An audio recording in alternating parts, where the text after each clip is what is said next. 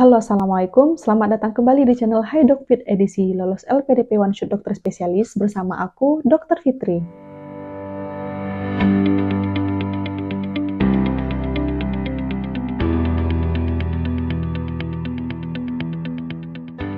Aku ucapkan selamat ya kepada teman-teman yang sudah lolos pada seleksi administrasi di seleksi LPDP pada periode ini. Selanjutnya, teman-teman pasti ingin mempersiapkan seleksi tahap 2 yaitu tes bakat skolastik ya. Jadi TBS atau tes bakat skolastik ini merupakan seleksi tahap 2 yang diikuti oleh peserta LPDP yang tidak memiliki LOA. Sedangkan teman-teman yang sudah memiliki LOA akan langsung nanti maju ke tahap wawancara saja dan di-skip saja di TBS ini.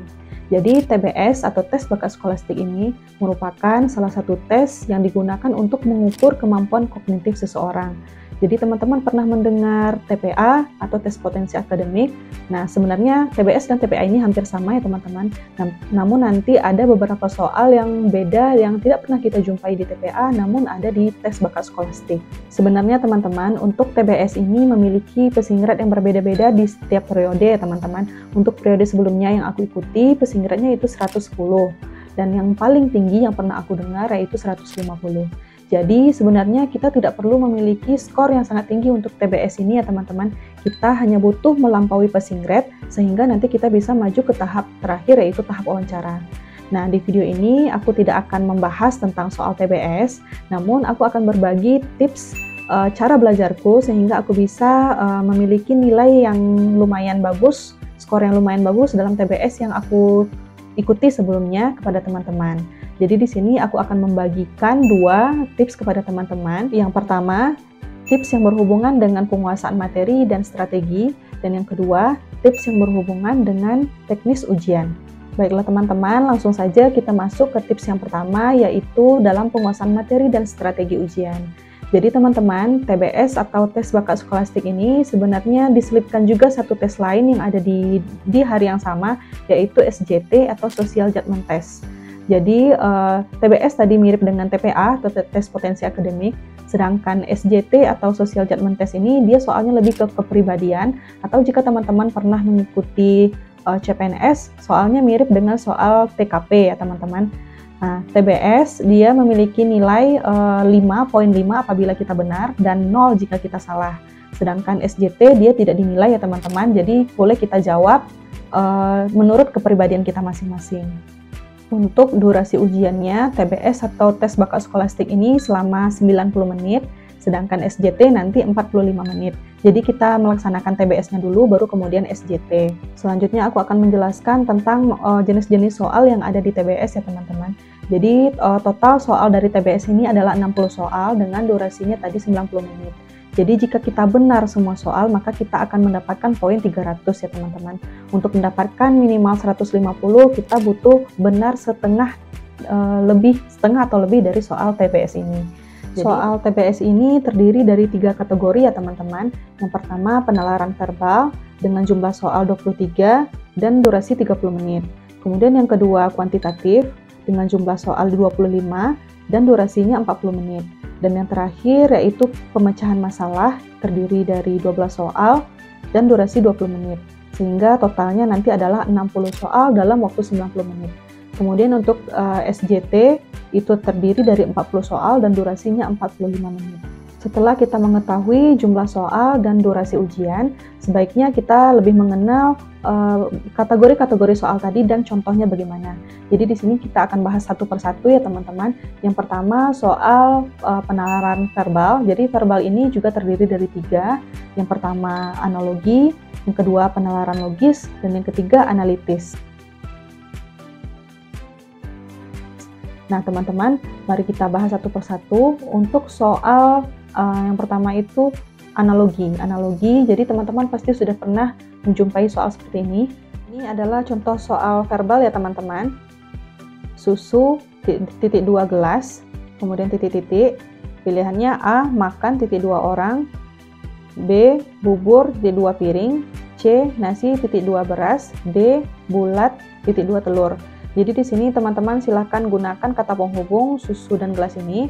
Susu berada di dalam gelas. Jadi di sini yang paling mendekati adalah bubur berada di dalam piring ya teman-teman. Jadi jawabannya B. Teman-teman bisa mencari soal yang mirip-mirip dengan ini dan latihan sebanyak-banyaknya ya teman-teman.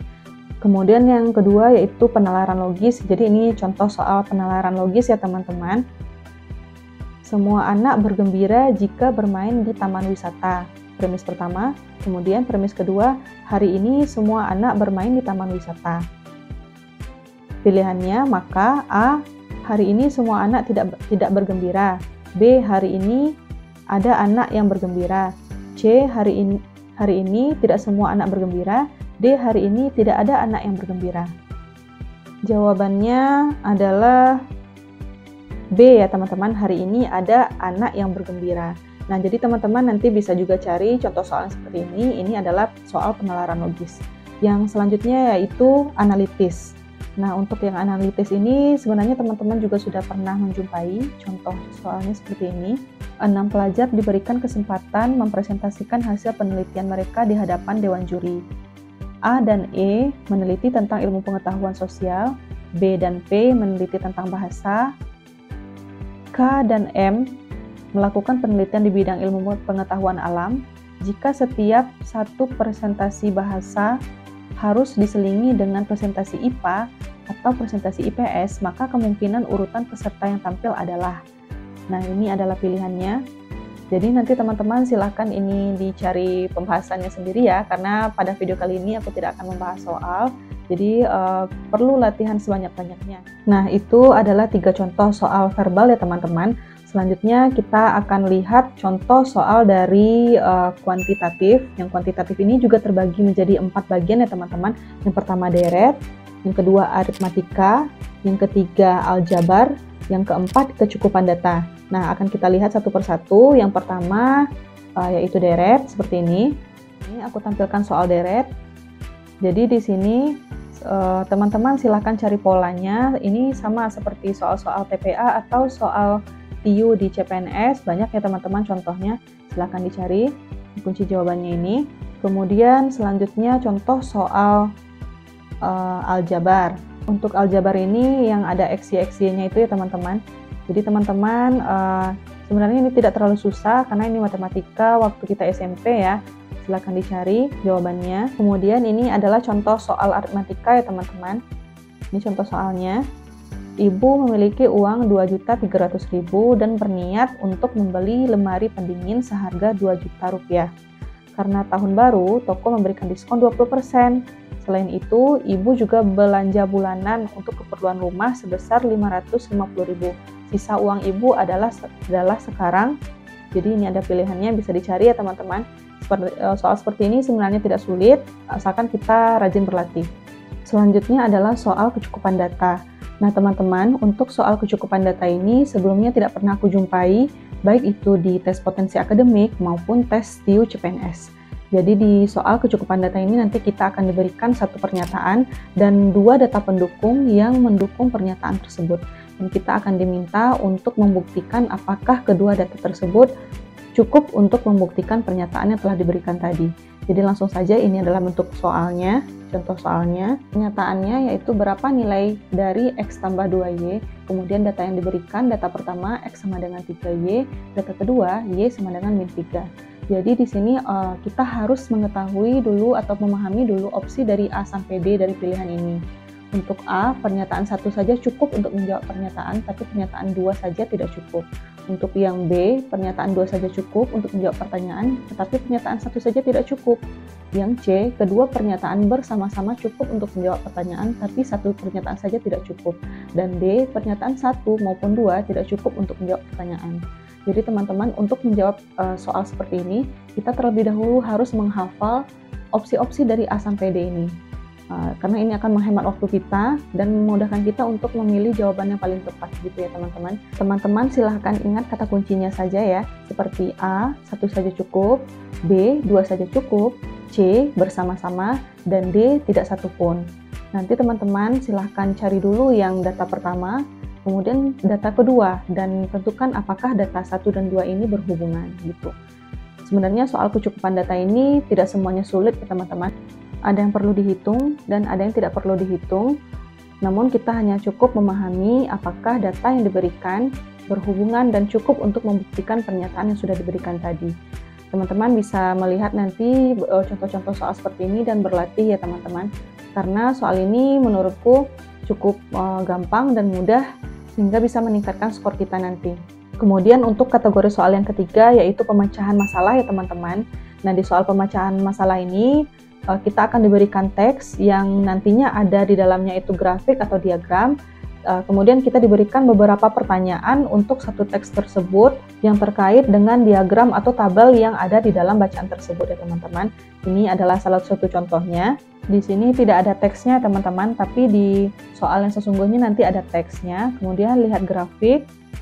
Di sini ada grafik garis jumlah penduduk. Nah, pertanyaannya, pernyataan yang sesuai dengan isi grafik di atas adalah, nah jadi begini ya teman-teman, silahkan nanti dibaca dan dilihat di grafiknya.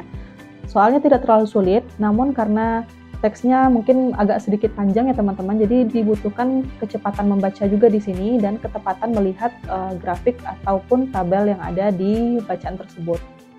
Teman-teman bisa cari contoh soal yang lain ya, yang mirip-mirip dengan soal ini. Setelah kita mengetahui jumlah soal, durasi ujian, dan kategori-kategori soal yang akan ditanyakan pada TBS ini, teman-teman bisa merasakan pada bagian-bagian soal mana teman-teman yang kurang paham dan kurang mengerti, sehingga kita bisa memperbanyak belajar pada bagian soal tersebut gitu.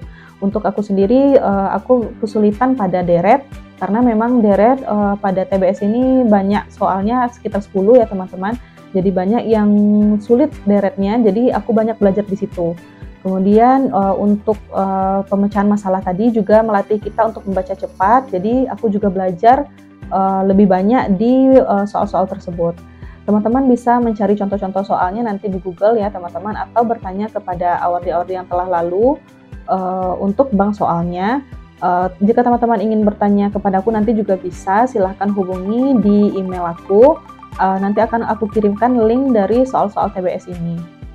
Selain membahas soal secara mandiri, teman-teman juga bisa belajar dari YouTube ya teman-teman, karena sangat banyak video-video yang telah diupload dalam pembahasan soal TBS ini. Dan teman-teman jika merasa perlu, boleh juga mengikuti bimbingan online dari TBS, karena aku lihat ada beberapa platform yang menyediakan bimbingan via Zoom meeting untuk seleksi tes bakat skolastik ini. Kemudian aku sarankan teman-teman juga mengikuti tryout sekali atau 2 kali, karena dengan tryout ini kita bisa melatih manajemen waktu kita dalam menjawab soal ya teman-teman. Selanjutnya aku akan membagikan beberapa tips yang berhubungan dengan teknis ujian ya teman-teman.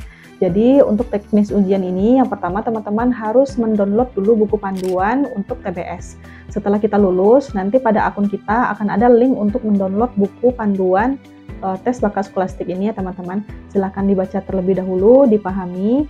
Kemudian yang kedua, menyediakan PC dan jaringan internet yang stabil. Ini sangat penting ya teman-teman, karena jika jaringannya tidak stabil atau PC-nya tidak bagus, maka software yang akan kita download nanti untuk ujian, yang akan kita pakai untuk ujian itu susah untuk dijalankan ya teman-teman. Jadi sangat penting untuk menyediakan PC dan jaringan yang stabil. Kemudian yang ketiga, pilihlah waktu ujian sepagi mungkin. Jadi nanti teman-teman untuk TBS ini akan diberikan tanggalnya dan kita boleh memilih waktunya antara jam 8 pagi sampai dengan jam 4 sore. Aku sarankan teman-teman pilihlah waktu sepagi mungkin, karena jika kita memilihnya waktunya sudah sore, kemungkinan jaringannya tidak stabil dan kita juga sudah lelah ya teman-teman. Jadi pilihlah pagi agar kita masih fresh. Selanjutnya pada hari H bangunlah lebih pagi, sarapan pagi terlebih dahulu. Kemudian berdoa dan mintalah restu kepada kedua orang tua atau kepada pasangan, suami atau istri teman-teman. Dengan begitu kita siap untuk melakukan TBS. Semoga teman-teman bisa mendapatkan skor TBS yang melampaui passing grade, begitu ya teman-teman, dan bisa lanjut ke tahap wawancara. Sekian dulu videoku pada kali ini ya teman-teman, akan aku rangkum kembali isi dari video ini. Untuk menghadapi TBS, teman-teman perlu mempersiapkan 2 hal, yang pertama penguasaan materi, dan yang kedua teknis. Untuk penguasaan materi ini, teman-teman sebaiknya mengetahui berapa jumlah soal, durasi ujian, dan kategori-kategori masing-masing soal. Kemudian, bahaslah soal sebanyak-banyaknya, dan jangan lupa untuk melakukan tryout. Kemudian untuk teknis, teman-teman sebaiknya membaca buku panduan, menyiapkan PC dan jaringan yang stabil, kemudian pilihlah jadwal ujian sepagi mungkin, bangun lebih pagi, sarapan dulu, kemudian berdoa dan minta restu kepada keluarga, gitu ya teman-teman. Mudah-mudahan video ini bermanfaat bagi teman-teman. Aku doakan semoga teman-teman lulus pada seleksi tes bakat skolastik ini dan dapat melanjutkan ke tahap wawancara. Apabila teman-teman merasa video ini bermanfaat, silahkan subscribe, like, dan share kepada teman-teman lain yang mungkin membutuhkan video ini. Aku ucapkan terima kasih sudah menonton video ini hingga selesai. Sampai berjumpa di video selanjutnya dan wassalamualaikum.